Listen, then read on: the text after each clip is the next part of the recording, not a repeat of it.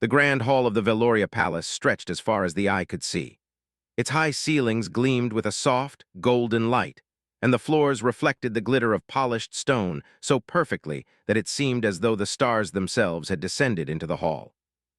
Delegates from hundreds of worlds had gathered here, each representing their own civilization, each hoping to gain favor, knowledge, or advantage. Humans were present, of course, but they were few. Their reputation as daring and unpredictable preceded them, though many aliens considered them chaotic and unreliable.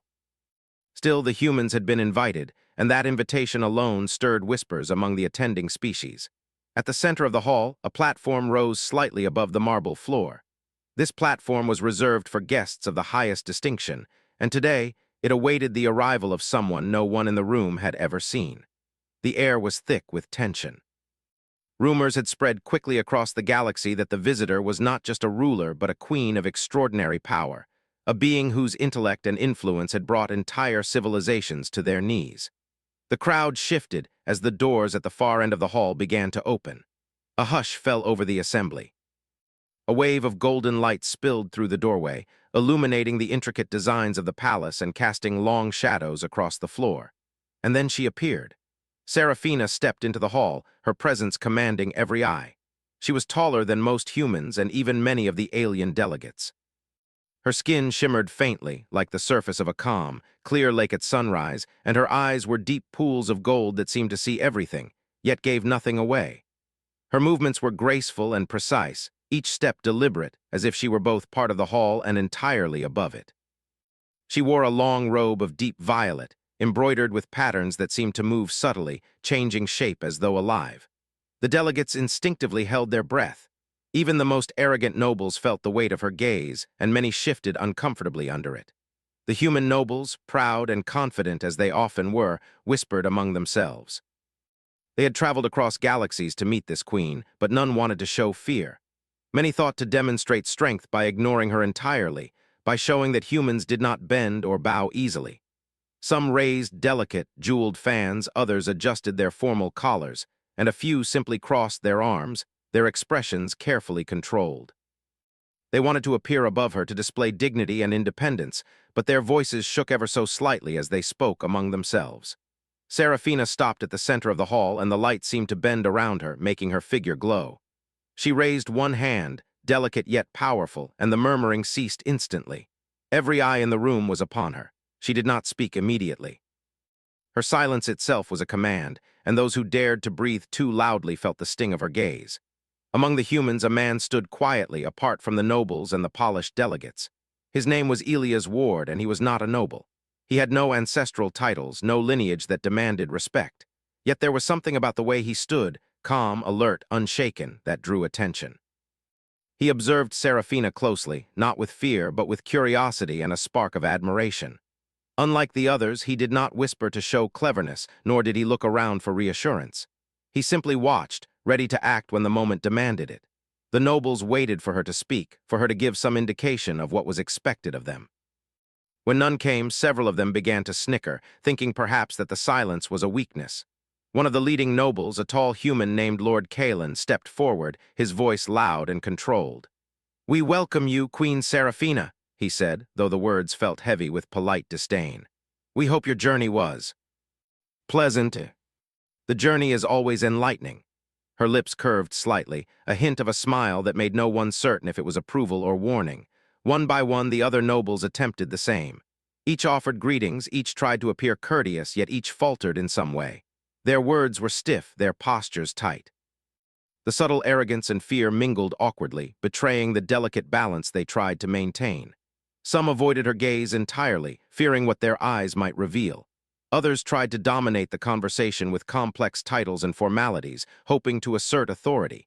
All failed in the eyes of Serafina. Then there was Elias. Without hesitation, he stepped forward from his place at the edge of the assembly. His movements were deliberate, his posture straight yet respectful. The room's murmuring ceased almost immediately. All attention turned toward him. Without a word, he dropped to one knee before the queen, bowing his head in a gesture of humility and respect. A stunned silence followed. The nobles gasped, some audibly. How could a human of all people kneel so freely? Some whispered that he must be insane, others that he was attempting to ingratiate himself. Yet Elias did not look around. He did not seek approval or fear judgment. He knelt simply because it felt right. Seraphina's golden eyes fixed upon him, studying him with a depth that seemed to pierce through to the very essence of his being. For a long moment she said nothing. Then she spoke, her voice calm and melodic, carrying authority without threat. "You are unafraid," she observed, "and you do not hesitate to show respect where it is due. That is rare." "Respect is earned, not demanded," he said simply, his voice steady. "And courage is shown by action, not by status or title." Some flushed with embarrassment, while others scowled, unable to comprehend what had just occurred. Seraphina allowed herself a faint smile, one that did not remove the power from her presence but rather enhanced it. "Interesting," she said softly. "Very well, Captain Elias Ward, you have my attention. The rest of you, we will see if your courage matches your words." Whispers spread like wildfire. Some questioned the sanity of the Queen for focusing on a single human among so many experienced delegates. Others muttered that she must not understand human hierarchy or that she had been deceived by his audacity. None of them dared challenge her directly. Elias rose from his knee, standing tall but without arrogance. He bowed his head slightly, a gesture of both humility and readiness. He had no expectation of reward. He had only acknowledged the presence of a being worthy of respect. That simple act would define the rest of his journey and, unknowingly, the future of humanity in ways no one yet imagined. The Queen took a step closer to the humans, her gaze sweeping the room once more. "I have come seeking allies and understanding," she announced. Her voice echoed through the hall, carrying weight and resonance. "I do not seek obedience, nor do I demand submission, but I will recognize courage, wisdom, and integrity wherever it is found."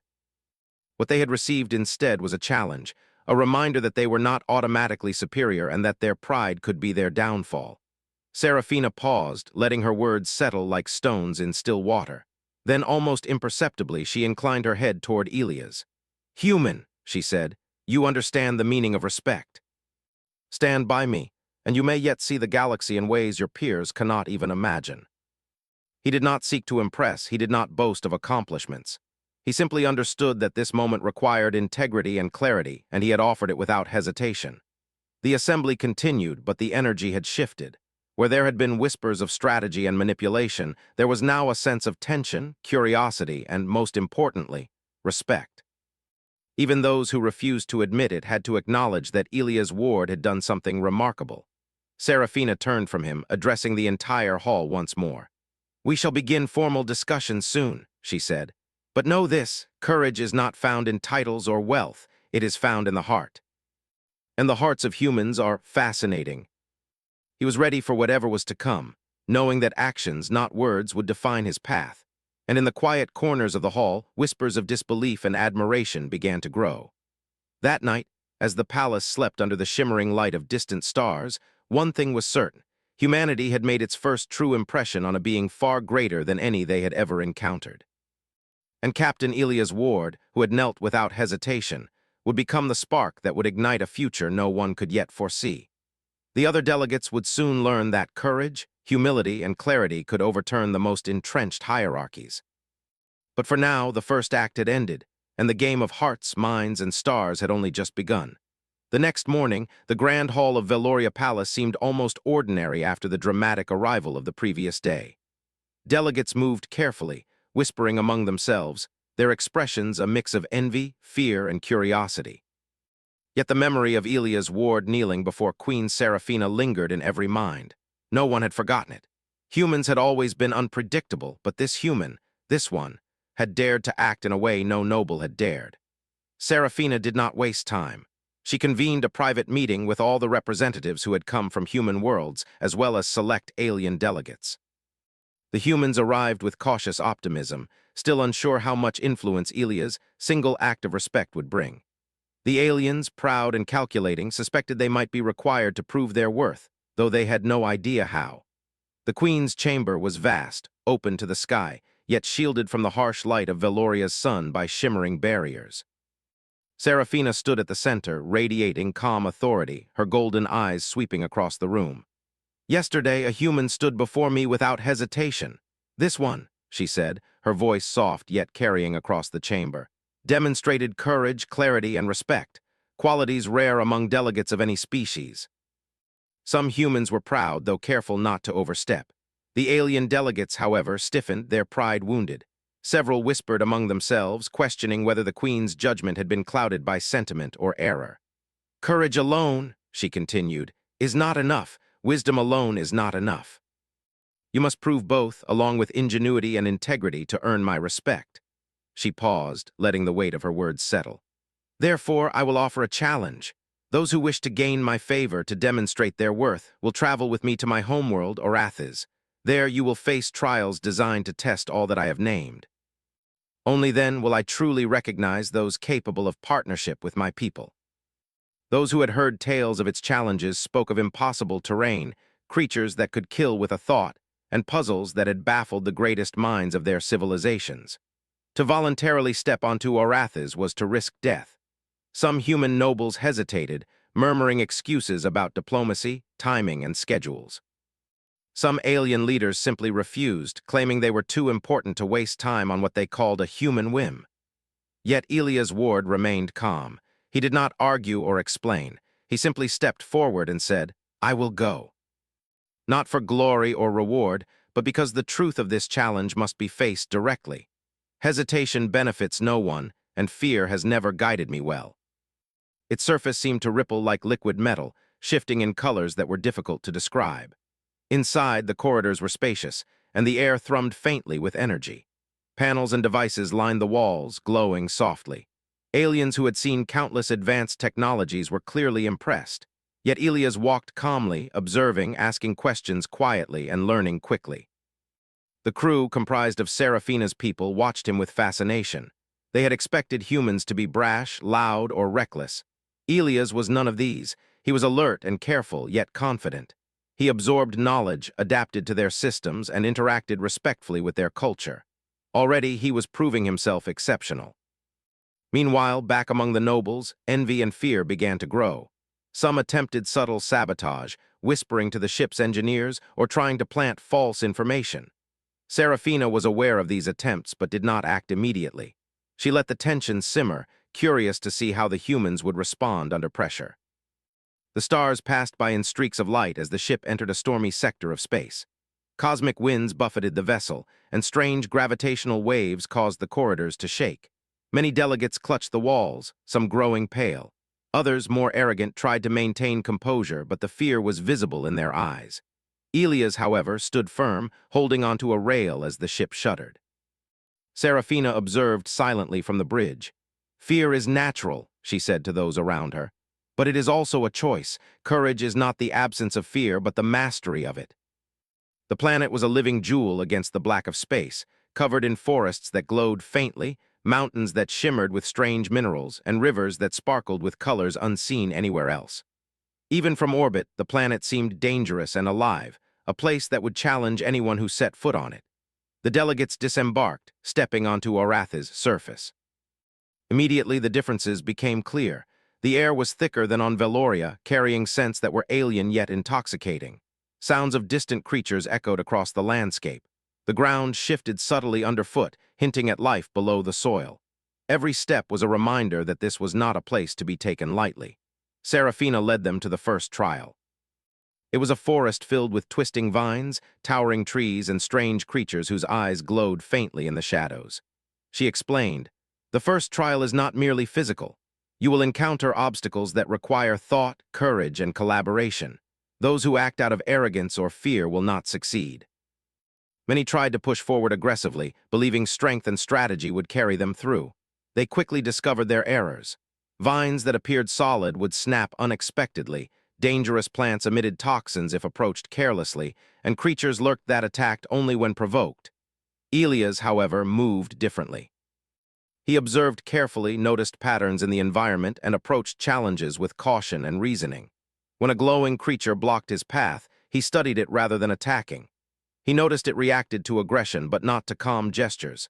With patience, he carefully maneuvered past it, earning its respect and avoiding confrontation. The aliens watched him in amazement. Here was a human without force, without deceit, navigating a place that had humbled many species. His method was neither reckless nor overconfident.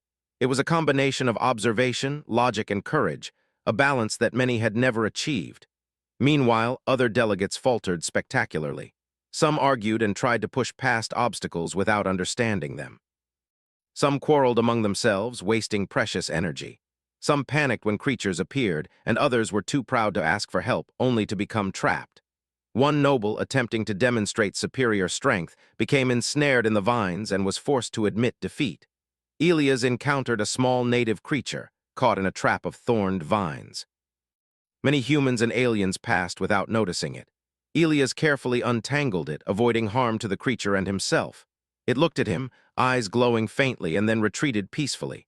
That small act, unnoticed by most, demonstrated qualities that would carry more weight than brute strength or cunning. Hours passed, and the first day of trials ended. The group returned to camp, exhausted and shaken. Serafina observed silently, speaking only when necessary. "Many have failed already," she said quietly. "But the human who knelt before me continues to demonstrate qualities unmatched by others. Courage tempered by wisdom, action guided by understanding, respect without expectation. That is what I seek." At night, under the glowing skies of Arathis, Elias sat quietly by a small fire. He reflected on the day, thinking not of glory or recognition, but of the lessons learned. The planet itself seemed to test not just strength, but heart and mind. He realized that true courage meant facing challenges with clarity and respect for all life, even those who might seem insignificant. Serafina watched him from a distance, unseen. "This human," she murmured, "is rare. Not for his power, not for his strength, but for his balance. He sees the world as it is and responds without ego or fear. Perhaps humanity is more fascinating than I imagined." They did not understand why the human who had knelt before the queen continued to succeed while their arrogance led them astray. Many were too proud to ask questions or learn, and so they suffered further. The first trial had proven more than their weakness. It had revealed their flaws in thought, character, and perspective. The night deepened, and the lights of Arathis' forest shimmered around them. Strange sounds echoed in the distance, reminders that danger and beauty coexisted in this world. Elias remained calm, observing the patterns of the trees and listening to the rhythm of the planet. He understood that surviving this place would require not only courage, but insight, patience, and respect for everything around him. The first day had ended, but the trials had only just begun. The path ahead was uncertain, fraught with dangers unseen and challenges unimaginable. Yet Elias faced it without hesitation, guided by a combination of courage, clarity, and respect, the qualities that had drawn the Queen's attention in the first place. And for the first time, the other delegates began to understand that in this game, strength and pride alone were meaningless. Only those who combined heart, mind, and action could hope to survive, and perhaps earn the favor of a being as extraordinary as Queen Serafina. The sun of Arathis rose slowly over the alien landscape, painting the forests in hues of violet and gold. The trees stretched high, their trunks shimmering faintly, as though the planet itself was alive and breathing. Strange, luminescent flowers opened with the dawn, filling the air with scents unfamiliar to human senses. The forest was quiet, but the stillness carried a tension that made every step feel heavy. Elias Ward stepped forward, leading the small group that had chosen to face the trials. Unlike the nobles who had faltered the previous day, he moved with deliberate care. His eyes scanned the terrain, noting the faint movements of creatures in the underbrush, the subtle patterns in the trees, and the shifting light that revealed hidden dangers. Every detail mattered. Every choice could mean success or failure. Serafina observed from a distance, perched on a high ridge with her advisors. "Watch closely," she said. "The human's strength is not in his body, but in his mind and heart. He will prove that courage without arrogance is more powerful than brute force." The path through the canyon was a test of perception and judgment. Several delegates tried to rush across, relying on speed and confidence. Almost immediately, they stumbled, some falling into shallow ravines, others frozen with fear. Elias paused at the edge of the canyon. He did not rush. Instead, he studied the rocks carefully, noticing subtle differences in color, texture, and temperature. He observed how small animals navigated the terrain, learning from their instinctual movements. Then he took a step, and another, moving deliberately, his balance perfect. He adjusted his steps as he went, responding to changes in the terrain with calm precision. A loud screech echoed from the canyon walls. A group of flying creatures, sleek and dark with glowing eyes, swooped down, testing the intruders. Many of the nobles panicked, waving their arms, shouting, or trying to strike at the creatures. Most were injured or forced to retreat. Elias, however, remained calm. He slowed his pace, dropped low to the ground, and used the shadows to avoid drawing attention. When one creature approached too closely, he extended a hand in a gesture of non-threat. The creature hesitated, then veered away. Beyond the canyon, the group entered a vast plain dotted with glowing crystal formations. The crystals emitted pulses of light that formed patterns in the air, almost like a language. Serafina had explained that this was the trial of the mind. To pass, the delegates had to decipher the patterns and navigate a path across the plain without triggering the defensive mechanisms embedded in the crystals. Many delegates tried brute force, stepping carelessly on the crystals or smashing them in frustration. Bright flashes and sparks erupted, sending them back to the edge of the plain. Elias, however, observed carefully. He noticed that the crystals responded to hesitation, aggression, and even the intention of the mind. By slowing his movements, watching the sequences, and predicting the pulses, he found a rhythm. Step by step, he moved across the plain, never striking a crystal, never drawing unnecessary attention. A murmur of astonishment spread among the native watchers, creatures hidden at the edges of the plain, observing the humans' attempts. "Humans are clever," one whispered to another.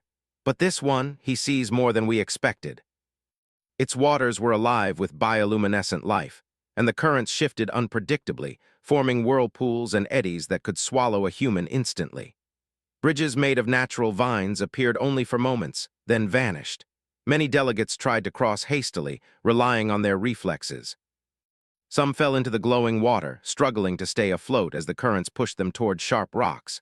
Others froze, terrified of the ever-changing path. Elias knelt at the edge of the river, studying the flow. He noticed patterns in the way the water shifted, small, repeated cycles that revealed temporary safe passages. He waited, timing his steps with the rhythm of the currents. When a vine bridge appeared for the first time, he tested it carefully, feeling its strength before committing. Step by step, he crossed, always alert, always calculating. When a section threatened to collapse, he leapt and rolled, landing safely.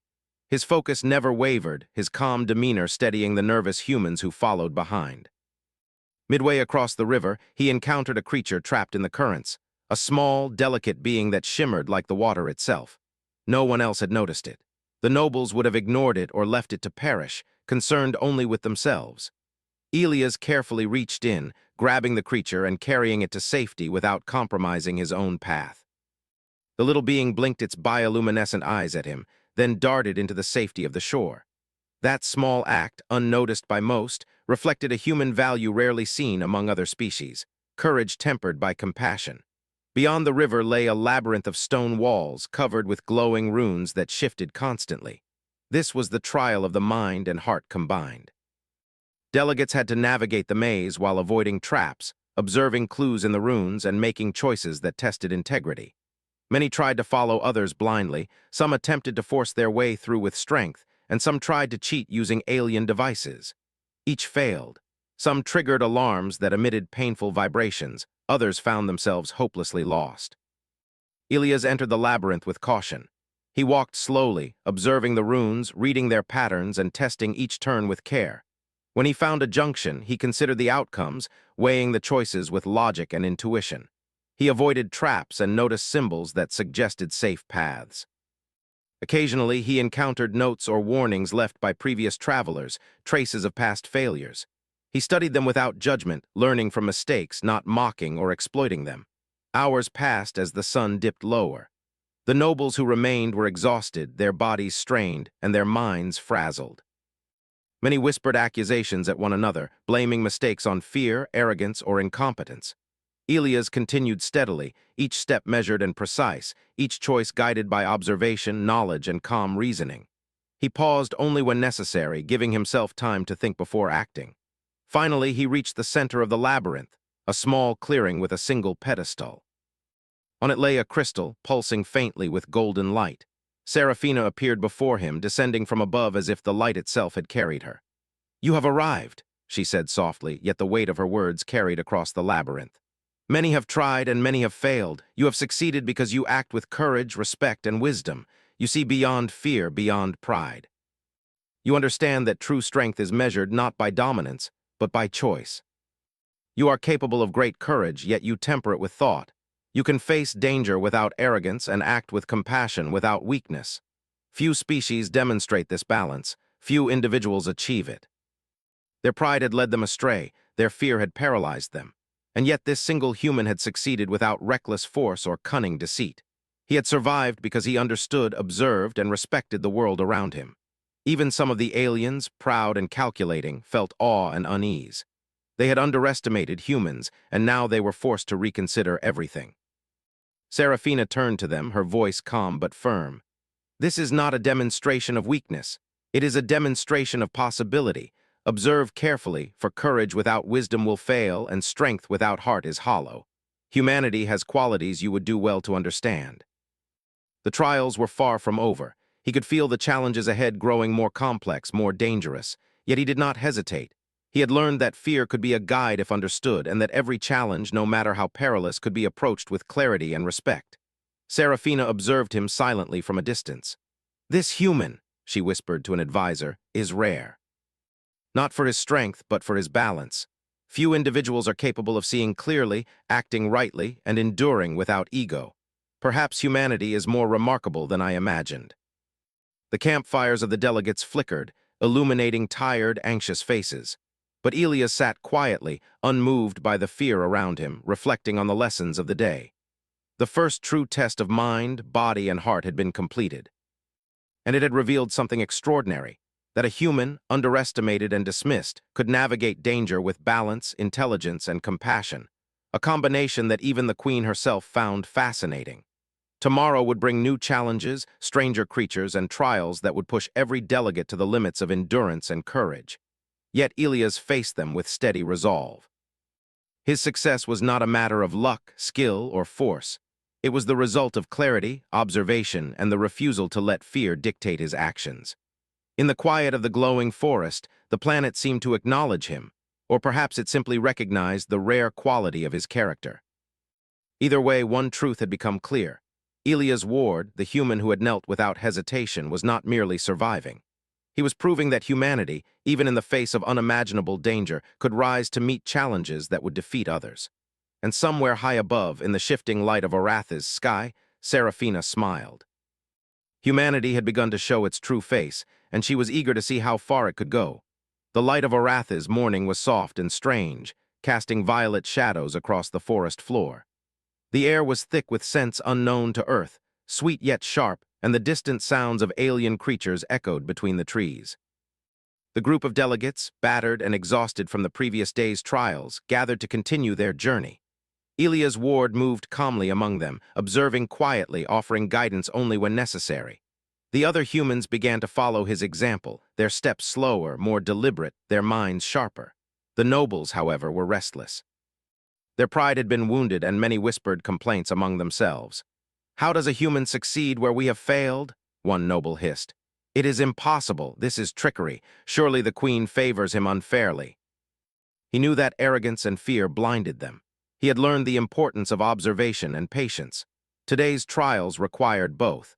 Serafina appeared shortly after sunrise, descending from the high cliffs where she had watched the group overnight. She moved with grace, her presence commanding attention even in the strange light of the alien world. "The next trial will test not only your courage and intelligence," she said, her voice carrying clearly across the clearing, "but also your character. Those who fail to act with integrity will find the path before them impossible." The platforms shifted and rotated unpredictably, some tilting dangerously, others vanishing for moments before reappearing. Crossing them required precision, timing, and trust in one's instincts. Many nobles attempted to rush across immediately, relying on brute force and balance. Almost all of them slipped or misjudged the shifting platforms. Some fell into the shallow, glowing water, which emitted pulses that disoriented anyone who touched it. Panic spread quickly among the group. They shouted, waved their arms, and argued over what to do next. Elias studied the platforms carefully. He noticed subtle patterns in their movement, small vibrations in the air, and changes in light that indicated when a platform would appear or disappear. He moved with deliberate steps, pausing when necessary and adjusting his balance with precision. A few of the humans hesitated to follow, but seeing his success inspired them to act carefully rather than rashly. As Elias reached the final platform, a shimmering barrier rose between him and the shore. He stopped, observing it carefully. It was a test of decision, not just skill. Many of the nobles tried to force their way through or attack it, but their efforts failed. Elias crouched, then touched the barrier gently with his hand. It pulsed, and a pattern of symbols appeared, glowing faintly in gold. He recognized it as a sequence, like the runes in the labyrinth. Slowly, he traced the symbols with his fingers, pressing them in the correct order. The barrier dissipated, allowing him to step safely onto the shore. The nobles stared in disbelief. How does he do it?" one whispered, shaking with frustration. Some muttered that it must be trickery, that the queen had helped him, yet none could deny his skill. Serafina appeared before the group, her eyes glowing faintly in the soft light. "This human does not succeed by force," she said calmly. "He succeeds by observation, reasoning, and understanding. He does not act out of fear or arrogance. He acts with clarity and respect. These are the qualities that matter, not titles or wealth." They had expected to dominate the trials, to impress the queen through strength, cunning, or negotiation. Instead, a single human, humble and thoughtful, had surpassed them. One noble, unable to hide his anger, stepped forward. "This is unfair," he shouted. "We are experienced, trained, and powerful. How can a human, with no lineage or titles, succeed where we fail? I only speak the truth of what I see. Your choices have led you here. Mine have led me forward, that is all.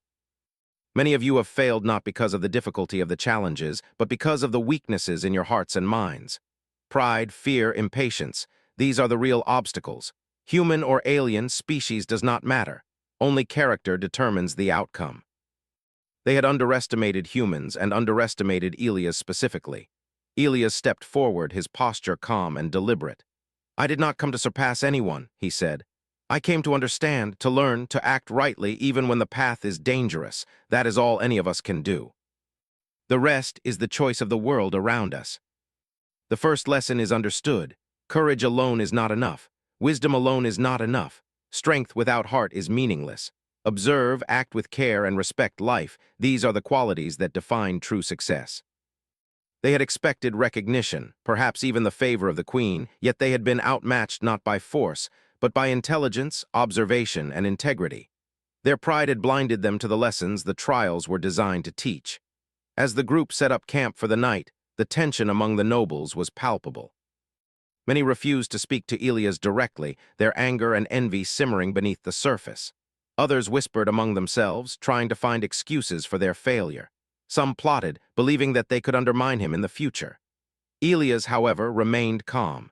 He helped guide the others through the setting of camp, offering advice quietly to those willing to listen. He tended to small injuries, encouraged careful observation of the environment, and ensured that everyone was prepared for the dangers of the night. His humility and calm demeanor contrasted sharply with the nobles' arrogance and frustration. Serafina observed from a high cliff, her golden eyes reflecting the glow of the alien forest. "Humans," she murmured to an advisor, "are capable of remarkable balance. Courage, thought, and compassion all together. This one," she said, gazing at Elias, "understands the harmony that few others can achieve.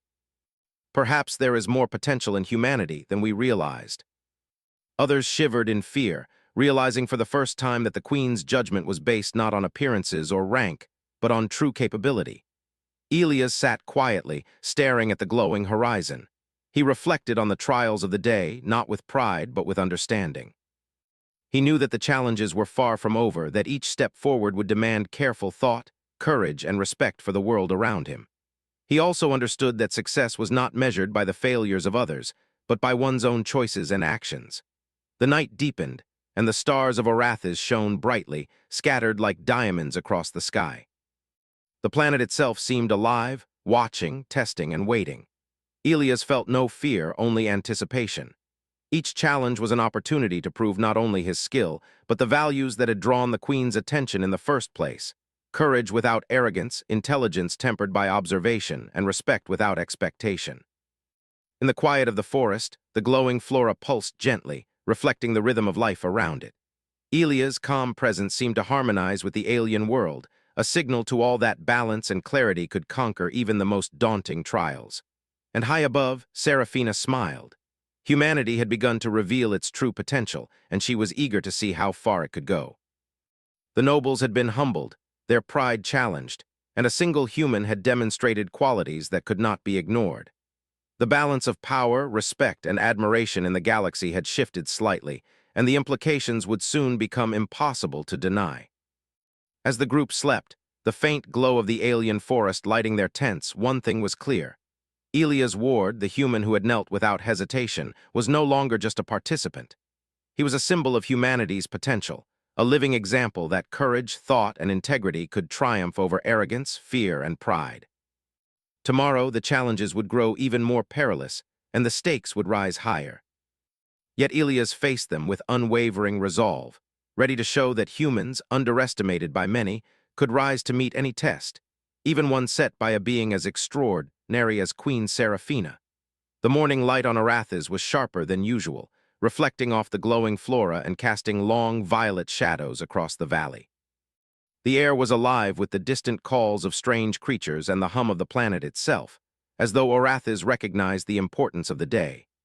The delegates, exhausted from the previous trials, gathered silently, their faces a mixture of dread and determination. Many of the human nobles had begun to understand that this was not a contest of titles or wealth. It was a test of character, courage, and intellect.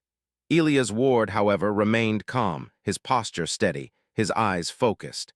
He had grown more confident with each trial, but his humility had not wavered. He understood that success was not measured by defeating others, but by meeting challenges with integrity and clarity. He scanned the group around him, noticing the anxious humans, the resentful nobles, and the cautious alien delegates. Each carried their fears, hopes, and pride like burdens, yet he felt only readiness. Seraphina appeared as the sun reached its zenith, stepping lightly onto the uneven ground. She was serene, yet every step carried authority. Her golden eyes swept over the delegates, resting briefly on each of the exhausted but determined faces. "Today," she began, her voice carrying effortlessly across the valley, "you will face the final trial. This trial is unlike the others. It will challenge your mind, body, and spirit. It will test your courage, your wisdom, and your honor. Those who succeed will earn my recognition. Those who fail will leave Arathis knowing that arrogance and fear have no place in true achievement." From the base to the top, the tower seemed endless, each floor a new challenge. Many delegates stared at it with fear. Few had ever seen a structure like this, let alone imagined climbing it under the scrutiny of the queen. "This tower," Seraphina continued, "contains trials that will demand everything from you: strength, intellect, compassion, and courage. You may choose to ascend alone or in teams. But understand this, the tower does not respond to pride. It responds to clarity, wisdom, and integrity." He knew that cooperation required humility and trust, qualities most of the nobles lacked. Instead, he formed a small group with a few humans willing to learn from him. Their faces showed nervous determination. They would follow, not blindly, but guided by observation and reason. The first floor of the tower was a maze of shifting crystal corridors, each turn changing subtly as one walked. Many delegates rushed forward, trying to assert dominance, only to find themselves trapped in loops or blocked by sudden walls. Panic rose, and some tried to force their way through, only to trigger alarms that sent pulses of light and vibration across the floor. Elias moved slowly, observing the subtle changes in the crystal patterns. He noticed small inconsistencies, tiny reflections that hinted at the next correct path. Step by step, he guided his small team, teaching them to watch, think, and act deliberately. They navigated the maze with fewer mistakes than any others. The nobles, frustrated and humiliated, began to complain, arguing among themselves instead of focusing on the challenge. By the time they reached the second floor, the tower's trials intensified. This level contained a series of suspended platforms over a glowing abyss. Some platforms were solid, others vanished at intervals, and still others shifted unpredictably. Delegates had to cross without falling, testing balance, timing, and calm under pressure. Many of the nobles leapt recklessly, falling into the glowing abyss and struggling to climb back, injured and shaken. Elias, however, observed carefully. He timed the movements of each platform, noting patterns in their shifts. Step by step, he moved forward, each footfall deliberate, never rushed. When a platform tilted unexpectedly, he adjusted instantly, keeping his balance. Those who followed his lead began to succeed as well. Midway through, a young alien delegate froze on a collapsing platform, terrified of falling. Elias extended a hand without hesitation. "Trust your footing and trust your mind," he said calmly. With a careful movement, he guided the delegate across safely. That act, simple yet courageous, highlighted the human trait of helping others even in dangerous circumstances. The third floor of the tower tested the mind and spirit. It was a vast chamber filled with reflective surfaces, illusions, and symbols that changed with each glance. Delegates had to decipher a pattern of light and shadow to unlock the passage to the next level. Many of the nobles panicked, overwhelmed by the constant shifting. Some tried to force solutions through brute logic or arbitrary guesses. Most failed, becoming disoriented and trapped in loops of reflection. Elias studied the patterns, noting the subtle relationships between light, shadow, and movement. He paused when necessary, observing patiently, testing hypotheses carefully. Slowly, methodically, he traced the correct sequence and unlocked the passage. His team followed, some struggling but guided by his calm example. The others who had rushed or acted arrogantly remained trapped, their frustrations mounting. The final floor awaited, a chamber of decision where a single pedestal stood in the center, surrounded by a pit of shifting, glowing energy.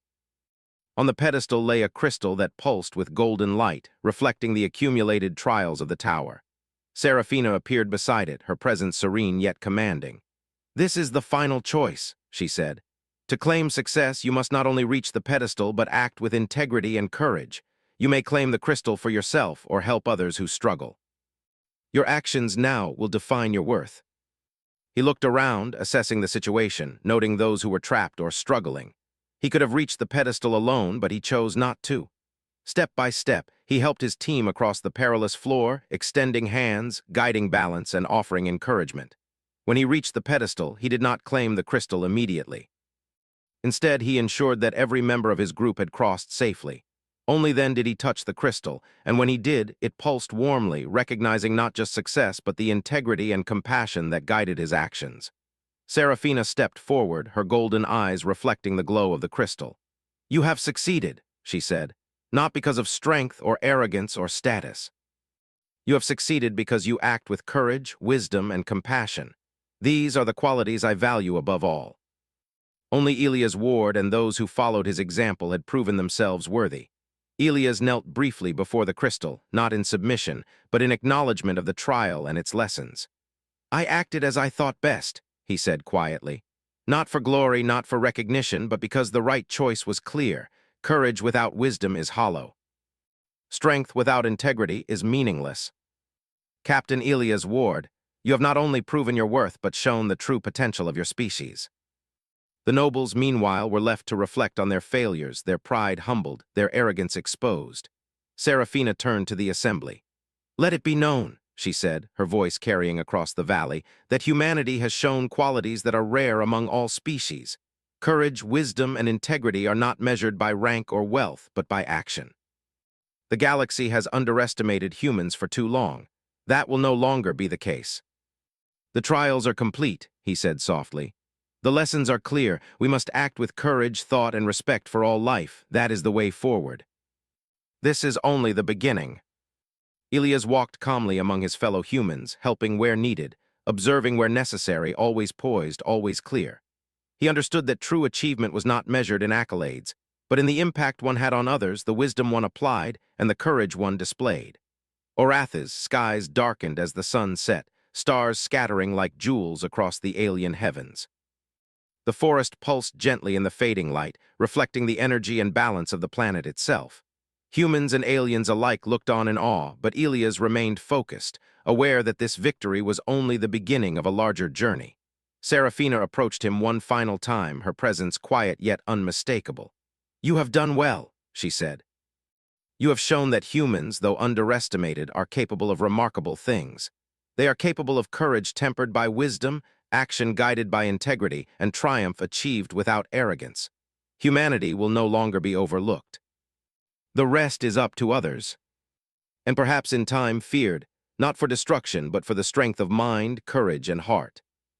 The other humans, inspired and transformed, felt pride tempered by humility, knowing they had followed a path defined by integrity and clarity. Elias Ward, who had knelt without hesitation before the Queen, had become more than a participant. He had become a symbol, a bridge between humanity and the stars. The galaxy had begun to recognize that humans, underestimated for so long, were capable of rising to meet challenges that no other species could, guided not by arrogance but by courage, thought, and compassion. As the ship lifted from Orathis and began its journey back to Veloria, Serafina watched from her place on the bridge. "The galaxy will change," she said softly. "And it will be because of humans like him." The stars stretched endlessly before them, a vast canvas of possibility. And humanity, underestimated and dismissed, now stood ready to leave its mark.